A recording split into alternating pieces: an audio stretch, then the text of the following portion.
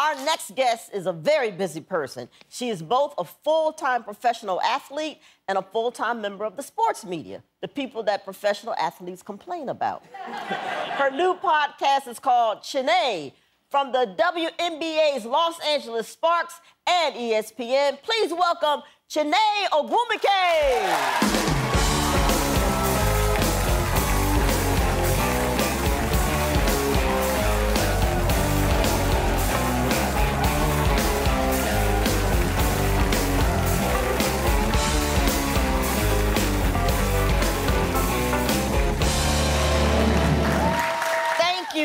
Thank you so much for being here. Hello, my friend. Well, hello. I am so glad to be here, and more importantly, you are a WNBA. I don't even want to say super fan, but you're a real one. I am. So I brought you a present. I'm a real fan. I brought you a present. What? Okay. All right. And it's gold? What? Yes.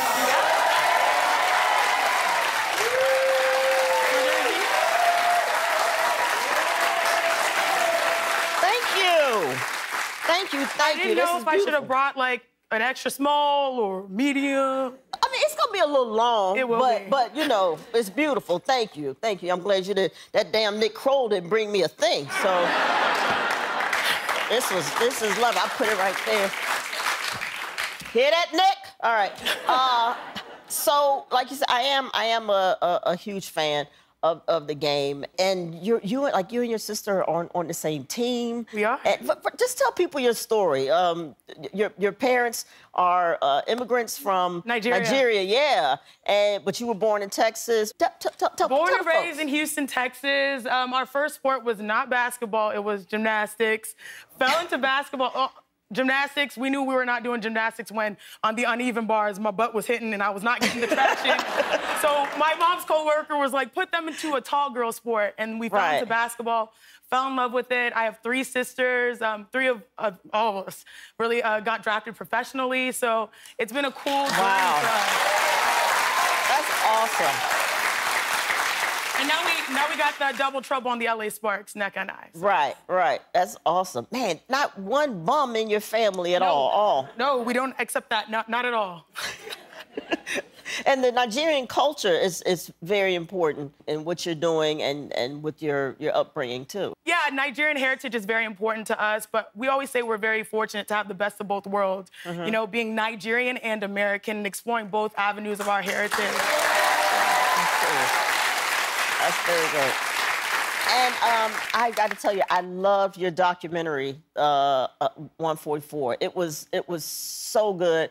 And if you haven't seen it, you have to check it out. I mean, to me, it just encapsulated just women. And when you put us in charge, you know, and you guys, like, everyone had a voice. Thank you. You know, you all just came up with these decisions, nice like, to see together. a woman in charge here, too. Yes, you know yeah. But yeah, I'm sorry. Tell them about the documentary. Yeah, it's about the bubble. But, yes, I did not know. You know, I am a basketball player. I'm also an NBA analyst and host for Chiney Ogwumike Jr. on ESPN Radio. Shout out to Mike Golick Jr., my co-host. And then now added another title, executive producer of 144, the documentary that just aired right before the WNBA season started. And everyone knows 2020 challenged all of us in ways that we didn't even imagine. But we saw from the WNBA, you know, I was not able to play based on my health circumstances, but I was committed to uplifting the women of the WNBA in that moment because I knew something special was going to happen. Now, my big sis is president of the Players Association. Your girl here is vice president. Right. And so we were in the... Yeah, that's how we do things as a family. And so we were always talking to our union and our players. You know, throughout the entire pandemic, we tried to provide an environment for the players to have a platform to speak. And it's an amazing executive committee that we had. But, you know, being outside of the bubble and seeing everything going on, I just wanted to leverage my partners because there was a special story going on. And so I was grateful that ESPN allowed me to shepherd that story and bring it to life, along with an amazing crew of 3 other women, our executive producers. And people saw what happened in 2020, and the WNBA really helped transform the landscape of this country. It really did. Yes, absolutely. Yeah, and my opinion, the WNBA, it saved our democracy. It really did. I mean, what you all did in Georgia with, you know, with Senator Warnock and just all the... And some T-shirts. Yes. It was just incredible, incredible. So not just what the league does off the court. I mean, the game, I love it. It's fun to watch. I just don't understand. Like, how do we get more people involved in the game and show up to the games to support this league? Yeah, I think there are a lot of preconceived notions when it comes to women in sport, and we need to stop doing that. We see the conversation happening, you know, with the Olympics, and especially black women in the Olympics. And we need to get rid of that, strip that down. There's a lot of hesitation that keeps people from thinking, oh, should I go to a game or not? You know, hezzy moves. Get rid of that. Like, instead of the hesitation, follow through like you do on your shot. Right. Right, follow through. I mean, let's be real here. Our tickets are a little bit more affordable than the NBA tickets. And so, if you're really able to go, just take a chance and you'll fall in love with the players because you'll get to engage with them. I promise you, when we're playing, we hear you. Wanda, I hear you. Right. And I hear Vivica A. Fox, who's always there with us at the LA Sparks. And that's the beauty. We have so many champions out there, and I think this league embodies everything that champions should be both on and off the court. So why not? Right. And there's a lot of...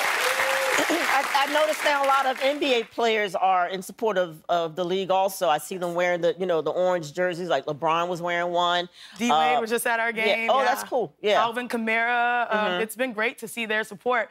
You know, I always tell people it's not like we need the validation, but it's great to divert audiences that might look past us to bring them to our center court. And so, yeah, I mean, Sunday we got a game, Wanda. I'll be there. Okay. My wife and I will be there Sunday. We're coming to the game. Yeah.